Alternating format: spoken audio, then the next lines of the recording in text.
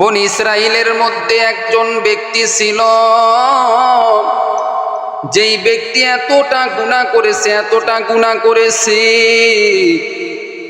তার জীবনটা গুনার মাধ্যমে কাটাইছে রে বাবা। সারাটা জীবন শুধু গুনাহের কাজ করেছে, আল্লাহর ইবাদতের ধারের কাছেও যায় নাই। আল্লাহর এই বান্দা মৃত্যুর আগে সন্তানদেরকে বলিয়া গেল, এরে সন্তানেরা, আমি বাবা তো একদিন অন্ধকার কবরে যাব, অন্ধকার কবরে একদিন তো আমাকে যাইতে হবে। আমি যেহেতু এত গুনাহ করেছি, এত নাফরমানি আমি করেছি, আমার গুনার খবর আমার আল্লাহ ভালো করে জানে। আমি অন্ধকার কবরে কেমনে থাকবো,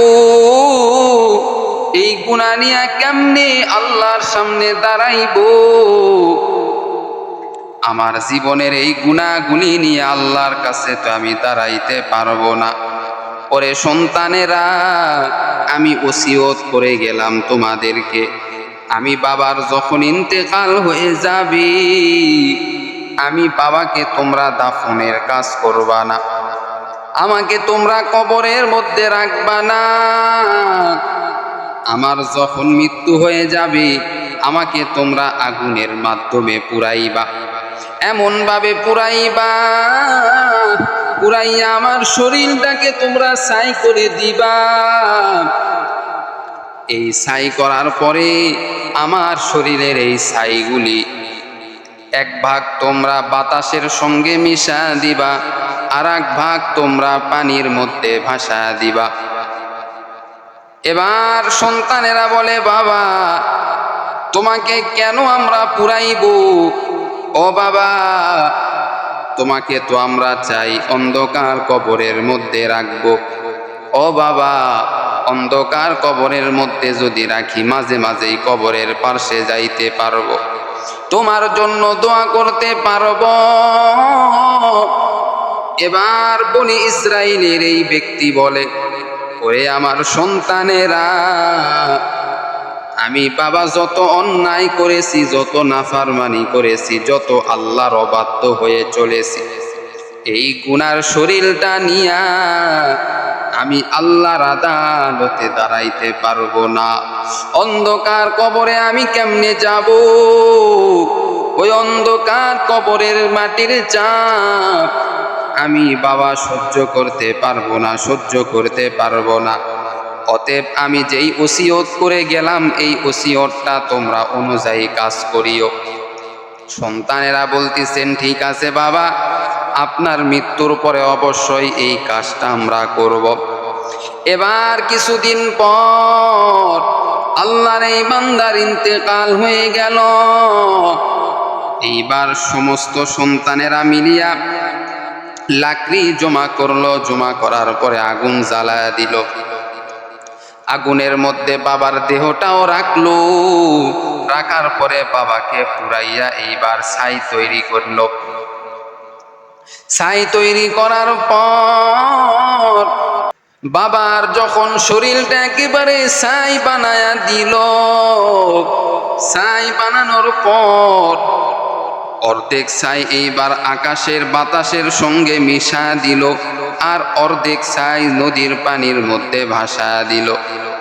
এদিকে আমার আল্লাহ ফেরেশতাকে বলে, ও ফেরেশতা যাও, তাড়াতাড়ি যাও, আমার ওই বান্দার ছাইগুলি যেহেতু নদীর মধ্যে ভাসা দিয়েছে, আমার ওই বান্দার ছাইগুলি যেহেতু আকাশের বাতাসে উড়ায়া দিয়েছে, ওই ছাইগুলিকে এক জায়গায় করো, এক জায়গায় করিয়া আমার ওই বান্দাকে একেবারে তুমি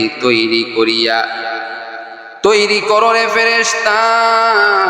কারণ আমি আল্লাহ ওই বান্দার সঙ্গে আমি আল্লাহ ওই বান্দার সঙ্গে কথা বলতে চাই, আমার কিছু কথা রয়েছে, ওই বান্দার সঙ্গে আমি আল্লাহ বলতে চাই। এবার ফেরেশতা আল্লাহর অর্ডার পাওয়ার পর এই বান্দার ছাইগুলিকে একত্রিত করলো, করার পরে আবার তাকে বানাইলো। বানানোর পর এইবার আল্লাহ তাআলা তাকে জিজ্ঞাসা করলো, ও আমার বান্দা, তুমি এই কাজটা কেন করেছো বলো? তোমার সন্তানদেরকে এই ওসিয়ত কেন করেছো? ওরে আমার বান্দা, সন্তানদেরকে এই ওসিয়ত কেন তুমি করেছো বলো? তুমি তো অন্ধকার কবরে যাবি, কিন্তু তোমার সন্তানকে তুমি পুরানোর কথা কেন বললা? আবার পুরানোর পরে ছাইগুলিকে ছিটিয়া দিতে কেন বললা? বাতাসে এক ভাগ দিতে বললা, পানিতে আর এক ভাগ দিতে বললা, কারণটা কি?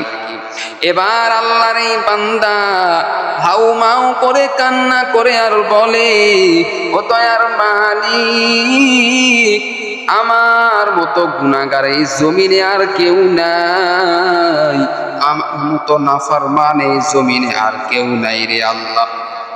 ও আল্লাহ, আমি বড় ভয় পেয়েছি, কবরে জীবনে আমি কেমনে থাকবো রে আল্লাহ।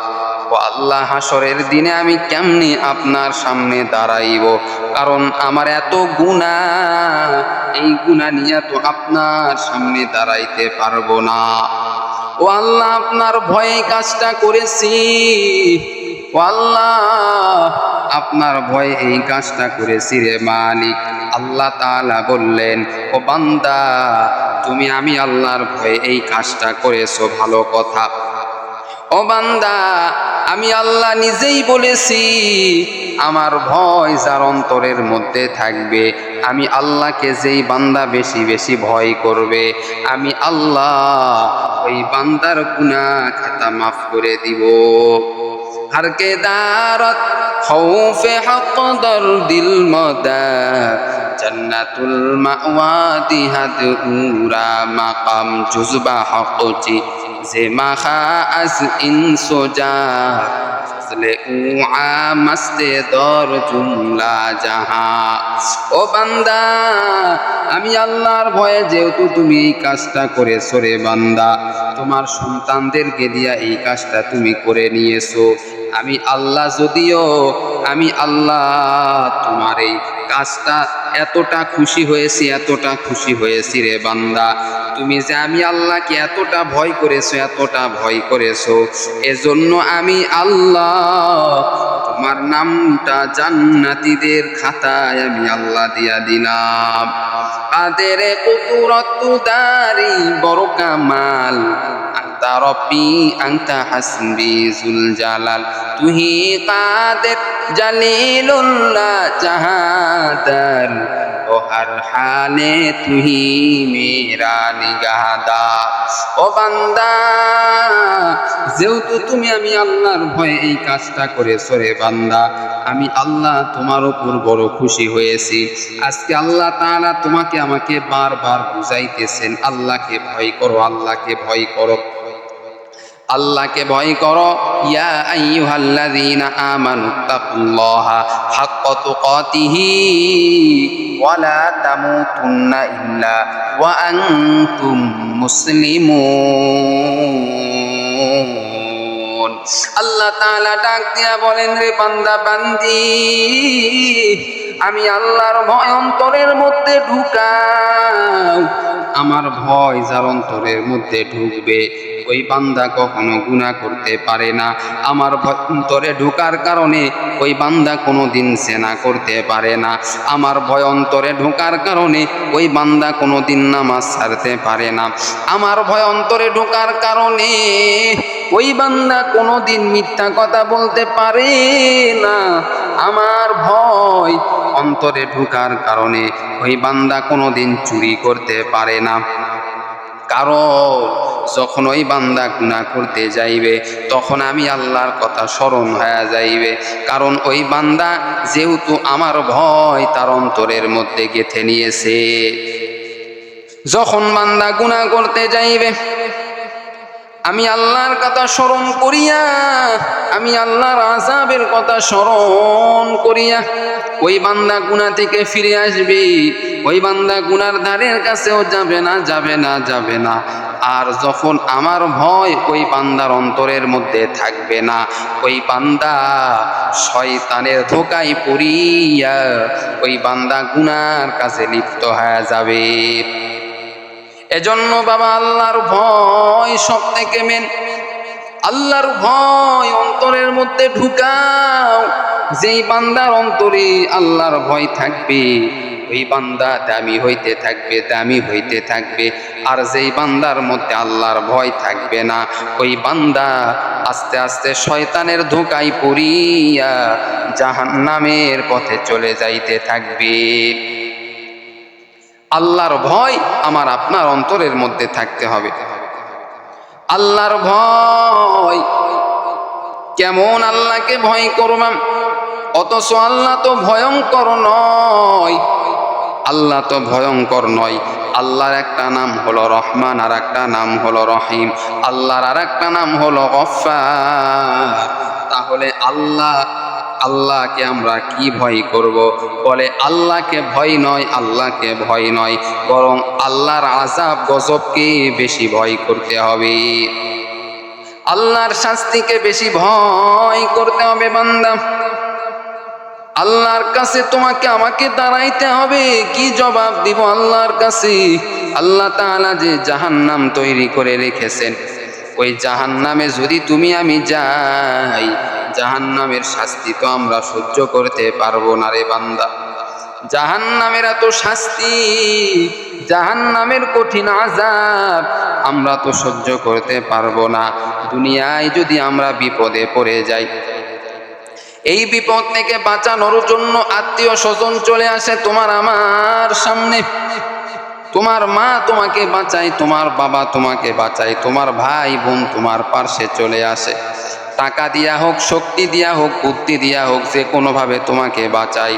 ও যুবক, বলো রে বাবা, যদি আল্লাহ তোমাকে আমাকে জাহান্নামে দিয়া দেয়, ওই জাহান্নামে যাওয়ার পর তোমাকে আমাকে কে বাঁচাইবে?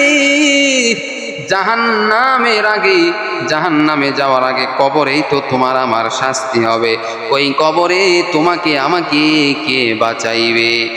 কেউ তো বাঁচাইবে না। সবাই কবরে তোমাকে আমাকে রাখিয়া সবাই কিন্তু যার যার মনে চলে যাবে।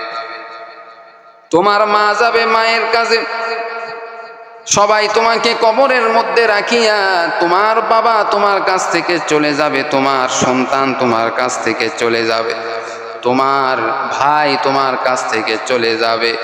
একা একা কবরের মধ্যে তোমাকে আমাকে কিন্তু থাকতে হবে। এজন্য সাহাবায়ে কেরামরা কবরকে এত বেশি ভয় করতেন। কবরকে আল্লাহর রাসূল বারবার কবরের কথা বলতেন। মৃত্যুর পরে প্রথম ঘাঁটি হলো কবর। আল্লাহ রাসূল সাহাবায়ে কিরামদেরকে মাঝে মাঝেই কবরের আযাবের কথা বলতেন। ওই কবর কাউকে কিন্তু ছাড় দিবে না, তোমাকে আমাকে ডাকতেছে, ও বান্দা, আমি কবর কিন্তু নির্জন ঘর, আমি কবর কিন্তু নির্জন ঘর, আমি কবরের মধ্যে চিন্তা ভাবনা করে আসিও, হুটহাট করিয়া আসলে কিন্তু আমি কবর কিন্তু তোমাকে ছাড় দিব না। ও বান্দা, তোমার আমলটা করিয়া তুমি কবরে আসিও, তোমার নামাজ নিয়ে তুমি কবরে আসিও, তোমার কোরআন তেলাওয়াত নিয়ে তুমি কবরে আসিও, ভালো কাজকর্ম নিয়ে তুমি আমি কবরের মধ্যে আসিও। আমি কবর কিন্তু কাউকে ছাড় দিব না, আমি কবর কিন্তু সবাইকে পাকড়াও করব। এরে বান্দা, নবীজির আদরের মেয়ে ফাতেমা ইন্তেকালের পর যখন ফাতেমাকে কবরের মধ্যে রাখা হবে, আবু যর গিফারি রাদিয়াল্লাহু তাআলা আনহু কবরের দিকে লক্ষ্য করে বলে, রে কবর, তোর মধ্যে এখন রাখা হবে ফাতেমাকে, যেমন তেমন কোনো মেয়ে নয়, জান্নাতি নারীদের সর্দারনি ফাতেমা। ও কবর, ফাতেমার সঙ্গে যেন কোনো খারাপ ব্যবহার না হয়। কবর থেকে আওয়াজ আসে, আমি ফাতেমাকে চিনি না, জান্নাতি নারীকে আমি চিনি না, আমি কবর শুধু চিনি হলো নেক আমল। যার নেক আমল ভালো হবে আমি কবর তার জন্য জান্নাতের বাগান হয়ে যাব। আর যার আমল নামা খারাপ হবে, আমি কবর তার জন্য জাহান্নামের গর্ত হয়ে যাব। অতএব আমি ফাতেমাকেও চিনি না, কাউকে আমি চিনি না, আমি কবর শুধু চিনি নেক আমল। নেক আমল যদি নিয়ে আসে আমি কবর তার জন্য মেহমানদারি করব, আমি কবর তাকে সুরক্ষা দিব, আমি কবর তার জন্য জান্নাতের বাগান হব, আমি কবরের মধ্যে ওই বান্দা বান্দি শান্তিতে থাকবে। আর যদি বদ আমল নিয়ে আসে, আমলের পাল্লায় যদি বদ আমল থাকে, বদ আমল থাকে, নেক আমলের পাল্লাটা যদি খালি থাকে, তাহলে আমি কবর ওই বান্দা বান্দির জন্য জাহান্নামের গর্ত হয়ে যাব, জাহান্নামের গর্ত হয়ে যাব। এজন্য ফাতেমাকেও এইবার যখন ফাতেমাকে কবরের মধ্যে রাখবেন, তারপরেও কবর বলতেছে আমি ফাতেমাকে চিনি না। এইবার আবু যর গিফারি রাদিয়াল্লাহু তাআলা আনহু এইবার কবরের দিকে তাকিয়ে বলে, এরে অন্ধকার কবর, তোর মধ্যে কিন্তু এখন রাখতেছি যেমন তেমন কোনো মেয়ে নয়, নবীর আদরের মেয়ে ফাতেমাকে কবরের মধ্যে রাখতেছি রে। এরে কবর, এই ফাতেমার সঙ্গে যেন খারাপ ব্যবহার করিস না। কবর থেকে আওয়াজ আসতেছে, আমি নবীর মেয়েকেও চিনি না, আমি ফাতেমাকেও চিনি না, আয়েশাকেও চিনি না, খাদিজাকেও চিনি না। আমি কবরের মধ্যে যারা নেক আমল নিয়ে আসবে, আমি কবর তার জন্যই জান্নাতের বাগান, তার সঙ্গে আমি কবর ভালো ব্যবহার করব। আর যারা খারাপ আমল বদ আমল নিয়ে আসবে, আমি কবর তার সঙ্গে কোনো দিন ভালো ব্যবহার আমি করব না। আমি কবরের মধ্যে আসার আগে নেক আমল যারা নিয়ে আসবে তাদের জন্যই আমি কবর জান্নাতের বাগান হয়ে যাব। সুবহানাল্লাহ। আমি কবর তাদেরকেই মহব্বত করব, ভালোবাসবো যারা নেক আমল দুনিয়াতে করে আমি কবরের মধ্যে আসবে। সুবহানাল্লাহ। আজকে আমি আপনি কবরের জন্য কতটুকু করলাম? দুনিয়ার জন্য অনেক কিছু করেছি, দুনিয়ার জন্য বাড়ি করেছি, গাড়ি করেছি, সব কিছু ব্যাংক ব্যালেন্স করেছি, অথচ কবরের জন্য কতটুকু আমল আপনি অর্জন করেছেন? আমলের দিকে যদি তাকাই রে ভাই, গুনাহ আর গুনাহ, আমলের খাতা একেবারে শূন্য। যা একটু আমল করি তাও আবার ঠিক মতো আমল করি না, কোনোভাবে আমরা আমল করি। এই আমল দিয়া তো কোনো লাভ নাই, এই আমল দিয়া তো কবরে গিয়া শান্তি পাওয়া যাবে না, এই আমলের কোনো দাম নাই। যে আমল করিয়া কবরের মধ্যে কোনো শান্তি পাওয়া যাবে না। যতটুকু আমল জানি, যতটুকু আমল করি, তাও আবার আমলের মধ্যে ভুল রয়েছে। নামাজ যতটুকু পড়ি, নামাজের তরিকা জানি না। যতটুকু নামাজ পড়তে পারি, এই নামাজের তরিকাগুলি জানি না। শিক্ষা করার চেষ্টাও আমরা করি না। কিভাবে নিয়াত করতে হয়, কিভাবে রুকু করতে হয়, কিভাবে সেজদা করতে হয়, এগুলি আমরা অনেকেই জানি না। শুধু নামাজ পড়ে যাই, এই নামাজ দিয়া কোনো কাজ হবে না। নামাজ পড়ে অথচ অলসতা করি নামাজের মধ্যে। কেমন অলসতা করি? বলে নামাজের মধ্যে দাঁড়াইয়া এমনভাবে অবহেলা করিয়া দাঁড়াই নামাজের মধ্যে, যেন বান্দা একেবারে অলসতাভাবে দাঁড়াই, অলসতাভাবে নামাজের কাতারে দাঁড়াই। আবার সূরা কেরাতটাও শুদ্ধ নাই, সূরা ফাতিহাটাও শুদ্ধ করে পড়তে পারি না, সূরা ইখলাসটাও শুদ্ধ করে পড়তে পারি না। যতটুকু আমল করি, এই আমলের মধ্যে হাজার হাজার ভুল রয়েছে। এই ভুল নিয়ে, এই ভুল আমল করে বান্দা কতদিন আর নামাজ পড়বেন, কতদিন আর আল্লাহর ইবাদত করবেন? এইভাবে তো কোনোদিন বান্দা কবরে শান্তিতে থাকা যায় না। ওরে বান্দা, এখনো সময় আছে, হায়াতটাকে তুমি কাজে লাগাও, সময়টাকে তুমি কাজে লাগাও, সময়টাকে কাজে লাগাইয়া আল্লাহর ইবাদত করো, আল্লাহর ইবাদত করো। অবশ্যই অবশ্যই আল্লাহ তোমাকে জান্নাতের মেহমান আল্লাহ বানায় দিবে। আমল করার ক্ষেত্রেও আল্লাহকে ভয় করতে হবে। বলে কেমনে? নামাজে দাঁড়াইছো, নামাজে দাঁড়ানোর পর একটু চিন্তা করো, আল্লাহ আমাকে দেখতেছেন। এখন ব্যবসা বাণিজ্যের চিন্তা করে লাভ নাই, এখন কোনো চাকরির চিন্তা করে লাভ নাই, এখন কোনো দুনিয়াবি চিন্তা করে লাভ নাই। যেহেতু আল্লাহর সামনে দাঁড়াইছি, আল্লাহ আমাকে দেখেন। দুনিয়ার কোনো প্রেসিডেন্টের সামনে দাঁড়াই নাই, বরং আল্লাহর সামনে দাঁড়াইছি। আমার আল্লাহ সব কিছু আমার দেখতেছেন। এই নিয়তে, এই মনোভাব নিয়ে, এই ভয় নিয়ে যদি নামাজ পড়ি, এই নামাজটা আল্লাহ কবুল করে নিবে। সুবহানাল্লাহ। আল্লাহ আমাদের সকলকে আল্লাহর ভয় অন্তরের মধ্যে ঢুকাইয়া সমস্ত আমলগুলি সুন্দরভাবে আদায় করে নেক আমল নিয়ে কবরে যাওয়ার তৌফিক আল্লাহ আমাদের সকলকে দান করুক। সকলেই বলি আমিন।